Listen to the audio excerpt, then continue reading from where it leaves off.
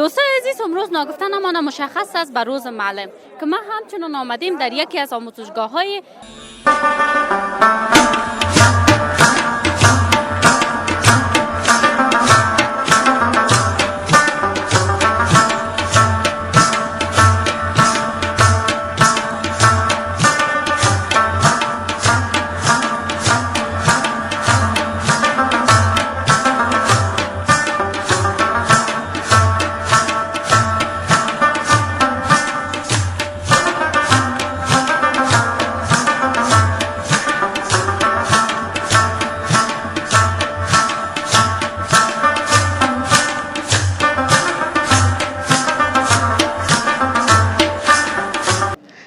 و یک پیام خاص به یک تن از بزرگای امارت اسلامی دارم که ایشان گفته بود که علم مباح است، علم مباح نیست، علم فرض است، چنان که حضرت محمد صلی الله علیه و سلم میفرماید طلب العلم فریضة علی کل مسلم او مسلمه، یعنی خواندن درس یا طلب علم فرض است بالای تمام زن مسلمان و مرد مسلمان، تنها فقط بر مرد مسلمان فرض نیست. و خواستنی ما از ایشانی است که در مکتبا را برای ما هر چیز زودتر باز کنه.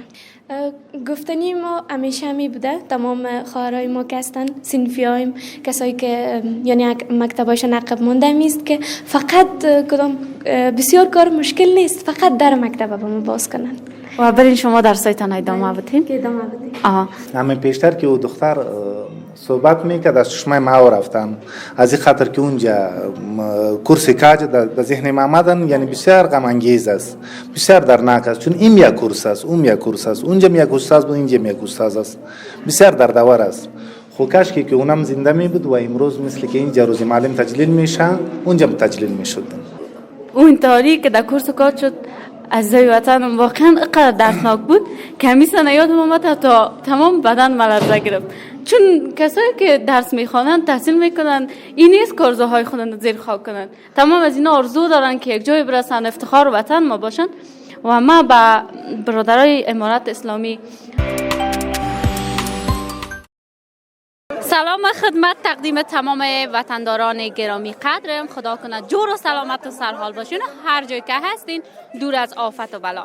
سعدیه جلال هستم در خدمت شما از چینل یوتیوب هرین میدیا. دوستای عزیز، امروز ناگفتنمان مشخص است به روز معلم که ما همچنان آمدیم در یکی از آموزشگاه های کورس است که میخوایم برای شما یک برنامه داشته باشیم، همراه دختر خانما چند دقیقه مصاحبه کنم و قصه های شیرینشان بشنوم. با ما همراه باشین و مرا تنها نگذارین. دوستای عزیز، فعلا پیش صنف هستم که داخل صنف روز معلم تجلیل کردن و ما میخوایم همراه بعض دختر خانمای سخنان شیرین داشته باشیم. با ما همراه باشین.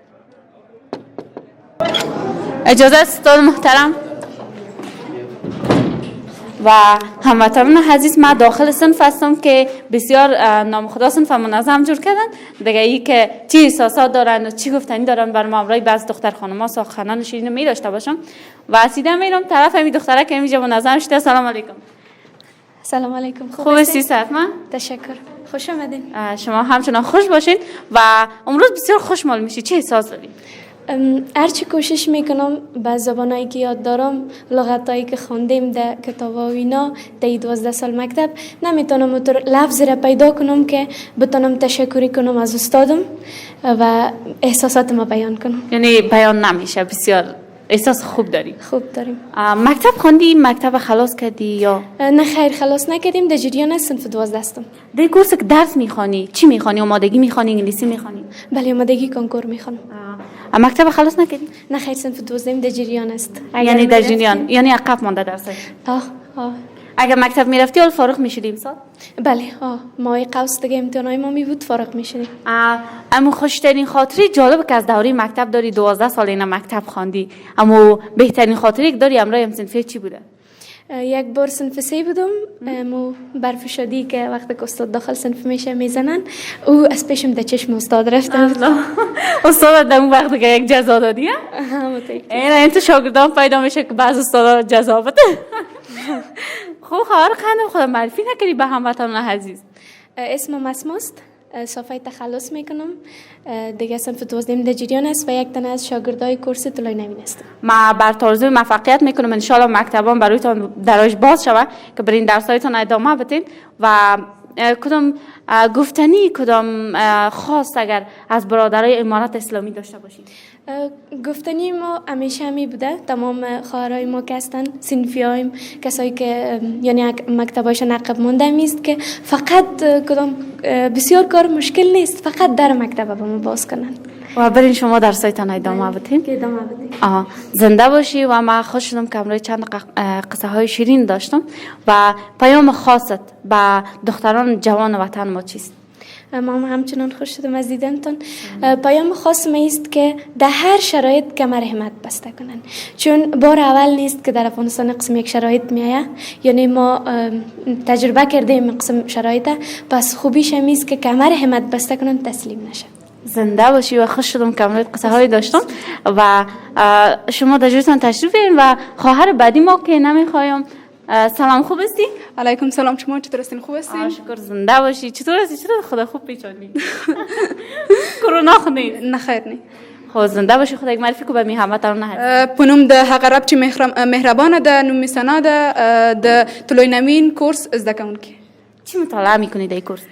آمادگی کنکور. آمادگی کنکور. خودتون بنظرم مطالعه صنف مکتب هستی، درس میخوانی صنف 12؟ جان صنف 12 هستیم.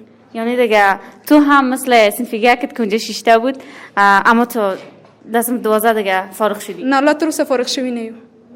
خب زنده باشی. پشتو زبان هستی؟ بله. خب شیرین پشتو میگم، متاسفانه که من نمیفهمم، ما نکنم براتون. کسایی که پشتو میفهمن دیگه خودشون میشنوه. و چقدر وقت شده که تو درس انگلیسی رو میخوانی؟ کجا رساندی؟ انگلیسی نیست، از ما آمادگی کنکور است. بله دیگه از ماه عمل شروع شد، در جریان هستیم. من چقدر وقت باقی مانده که خلاص کنیم؟ یعنی در ماه قصد فقط شاید 2 ماه ما مانده باشه که آمادگی کنکور ما خلاص شه. منتظر از میستیم که امتحان کنکور ان شاء الله که فرا برسه، امتحان کنکور هم سپری کنیم. اما متاسفانه که ما فارغ نشدیم و از امارت اسلامی امیر معصومانه دیگه بر زبان ما گفتیم دیگه. امیر بسیار معصومانه ازشون خواهش میکنم که در مکتب را به روی همسنفان و همسنان ما بازگشایی کنم، به خاطر که یک جامعه هم به طبقه ذکور اونا ضرورت داره. قسمی که خداوند متعال در قرآن کریم فرموده، یعنی اولین آیتی که در قرآن کریم نازل شد اقرا، وقتی که گفت نگفته که اقرا یا رجل، نگفت که بخوان ای مرد، یا اقرا یا نساء، بخوان ای زن. وقتی که امی کلام خداوند عام است که اقرا، بنا به کدام دلیل شما مکتبا را بستین؟ امیر ازشون خواهش میکنم که مکتبا را باز کنن. زنده باشی. تشکر. ان شاء الله پیامایی که به امارت اسلامی به برادرای ما دودی مشنون و به گوششان میرسه.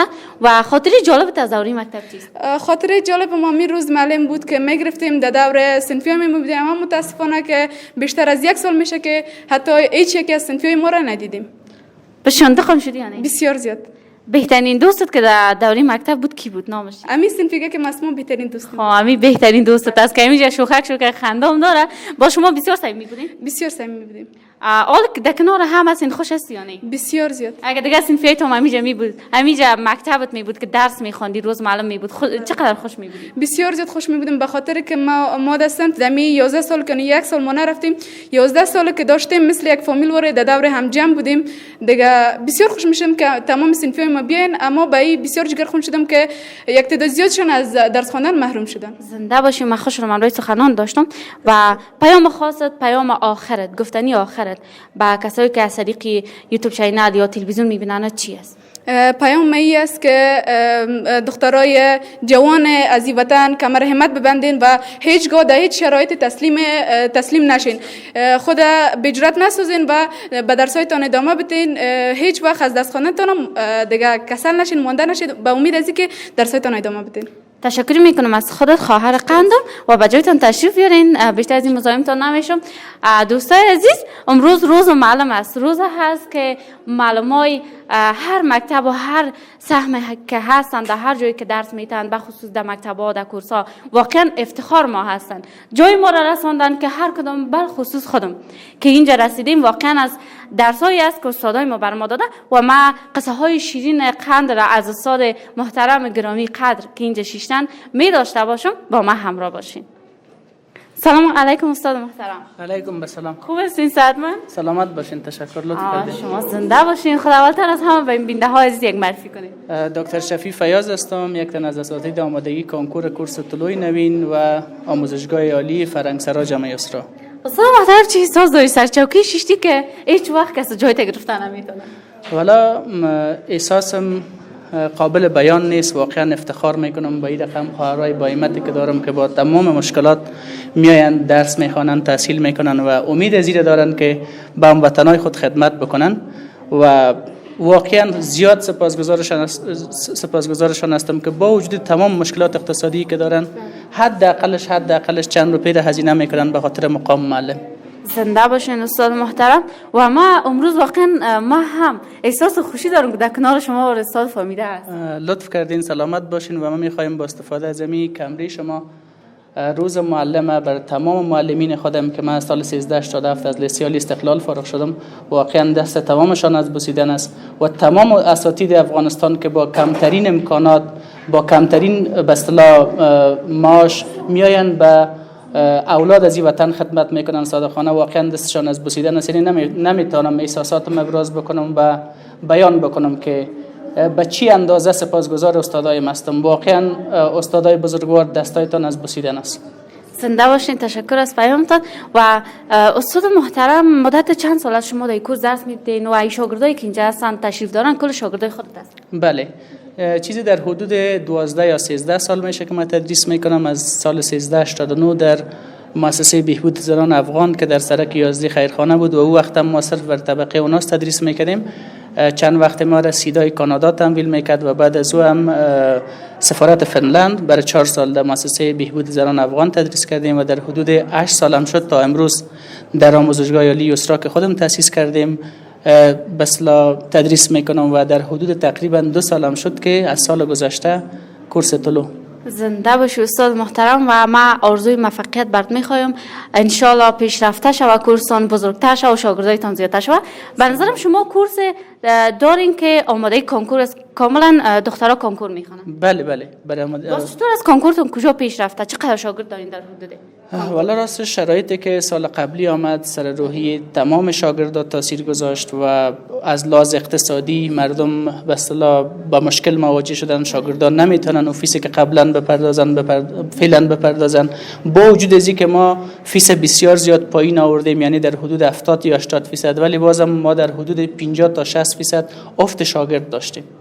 و با وجود از هم خواهرها و برادرای ما، نسل جوان ما واقعا خیلی تشنه علم و دانش هستند و حادثی هم که 3 روز قبل رخ داد در آموزشگاه کاج واقعا متاثر کننده بود و خیلی سخت است که انسان این رقم حادثات تحمل بکنه، ولی چون ما و شما مختصیم برای ما کم آسانتر است و ما آرزو میکنم از تمام خواهرای ما که 10 ها یا 100 ها خواهر ما که با تمام آرزوهایشان پرپر شدن رفتن زیر خاک، وظیفه خواهرای ما است، وظیفه جوانای ما است، وظیفه به اصطلاح نسل جوان است که نباید اونا با خوابهایشان، با رویاهایشان، با اهدافشان رفتن زیر خاک، نباید تو شوه. اینا باید خوابهایشان و آرزوهایشان زنده نگاه بکنن.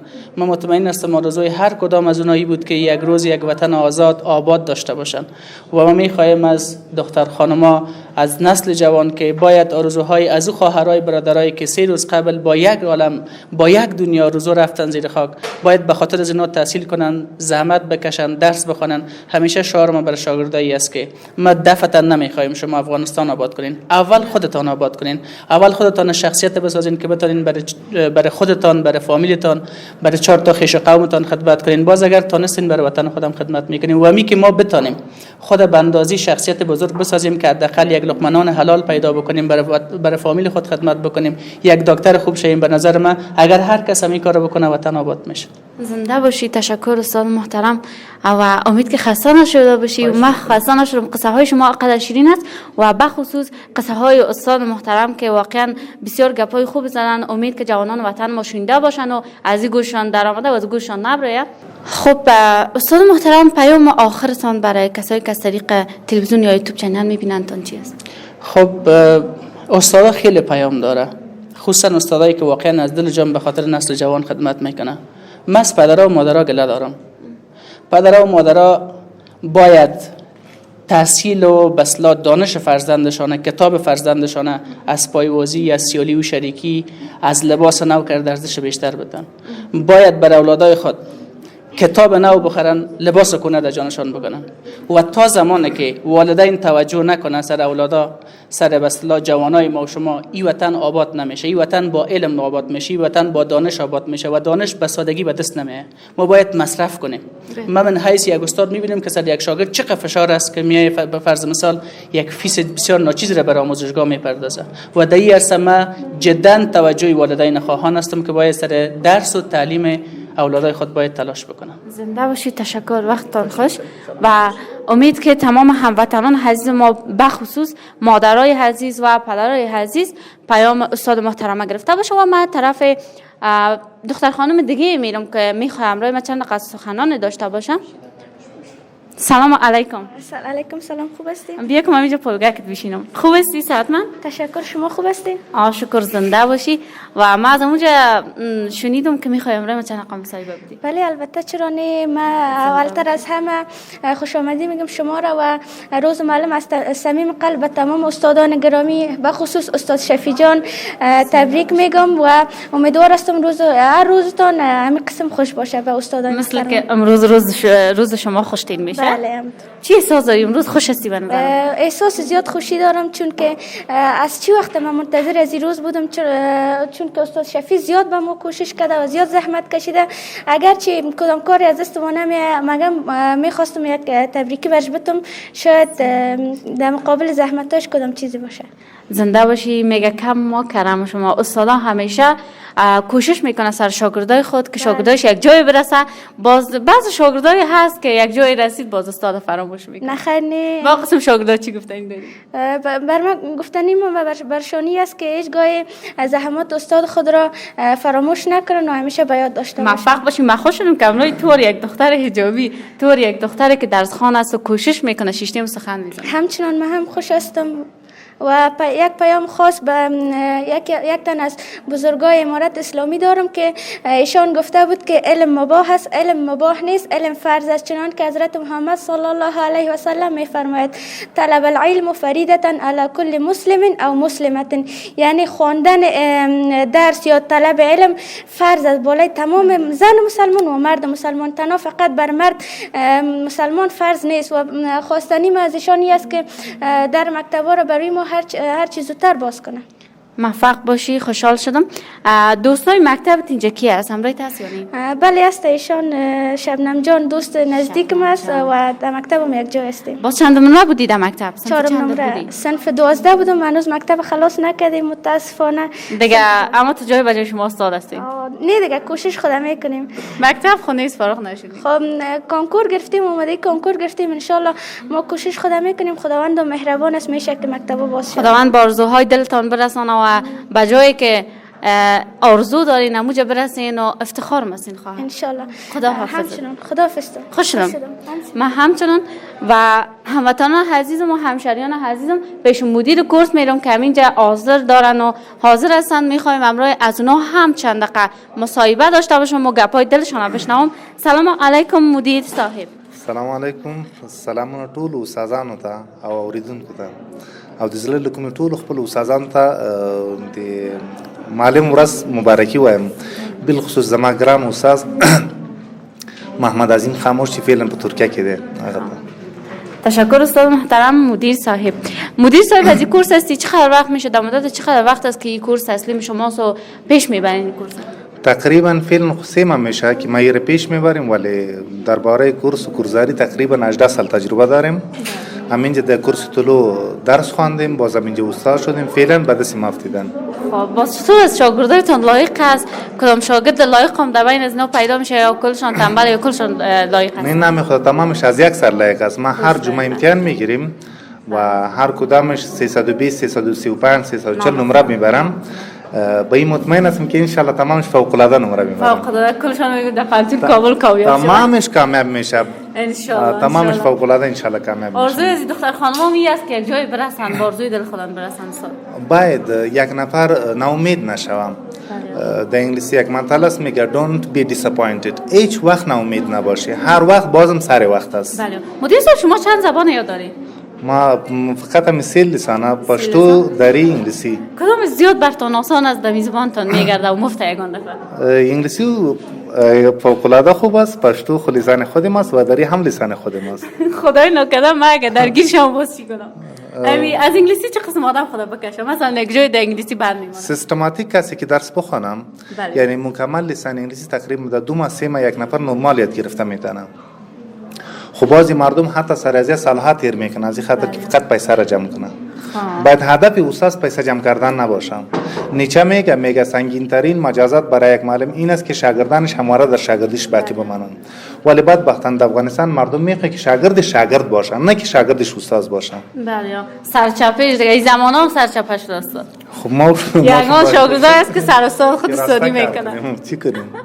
باید سلامت و چی سازوری کیک بشورید از روز معلم است تمام شاگردا جمع شده دختر خانم‌ها با شما روز معلم گرفتن. همه پیشتر که او دختر صحبت میکرد از چشمه ما رفتن از این خاطر که اونجا کورس کاج در ذهن ما آمدن، یعنی بسیار غم انگیز است، بسیار دردناک است، چون این یک کورس است اون یک کورس است، اونجا یک استاد بود اینجا یک استاد است، بسیار دردآور است. خو کاش که اونم زنده می بود و امروز مثل که اینجا روز معلم تجلیل میشه اونجا تجلیل میشد. زنده باشین. واقعا اون تاریخ که در کورس کاج شد از وطن واقعا اینقدر دردناک بود که همیشه یادم اومد تا تمام بدن ملرزه گرفت، چون کسایی که درس میخوانند تحصیل میکنن این نیست که آرزوهای خودن زیر خاک کنن، تمام از اینا آرزو دارن که یک جای برسن افتخار وطن ما باشن.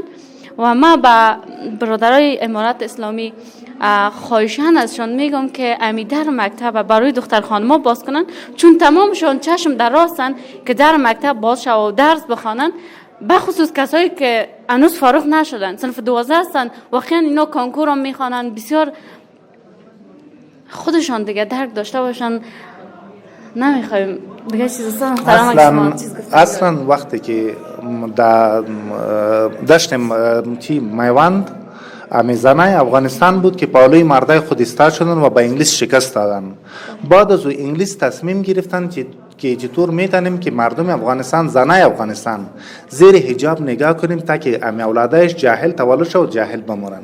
سر اونا کار کرده میره، یعنی زنای ما را نمیخواد که مکتب بخوانن. مکتب ما امارت اسلامی بسته نکرد، مکتب ما انگلیس بسته کردن و میخواد که همینطور بسته نگاه کنن. و اونمو شکستی که انگلیس در وقت امیر یعقوب خان بچه امیر شیر علی خان به انگلیس شکست دادن، انگلیس از این درک کرد که ما مردم افغانستان چه قسمی مردایش در جهالت ببریم و زنایش بیسواد نگاه کنیم تا که اولادش همینطور بیسواد تولد شو، بیسواد کلان شو، بیسواد بمرن. و اونمو پروژهش تطبیق است و فعلا انگلیس سر ما کامیاب است. ما باختمون نبرد، باید کوشش کنیم که من برنده شویم. انشالله تمام ما برنده میشیم و از این روز و از این حالت میبراییم. پیام آخریتان، گفتنی آخریتان و معلمای محترم و کسایی که میبینند چیست؟ با تمام معلمان محترم پیام ایستن که قطعا نه شاگرده و نه استاد حوصله خود به دست نتهم، چون ما شما در فقر تولد میشیم، در فقر کلام میشیم، در فقر میموریم، ولی کوشش کنیم که باید درس بخوانیم. یعنی یک قلم و یک پنسل واسه هر کس میرسه. باور کنیم دختر معمل صنف 6 است ولی کالای صنف 2 میپوشه. یعنی در صنف 2 که ما کالای مکتب برش خریدیم تا فعلا نخریدیم، باز هم ما دختر خود از مکتب نمیکشیم. و این کورس هم که با دست مفتیدن، یعنی میخوام که آینده از نمی پونتون جور شو و از نمی مکتب جور شو.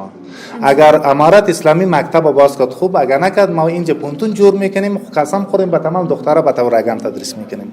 موفق باشین، از زنده باشین. من خوش شدم دیگه. خدا حافظتان. وقت رو بیشتر از نمیگیرم. تمام شاگردایتان اینجا حاضر هستن و میخوان شما کیک توته کنید. سلامت دیگه شما را به خداوند میسپارم. خداحافظ دوستای عزیز، ما قصه های شیرین با استادان گرامی و شاگردای محترم داشتم.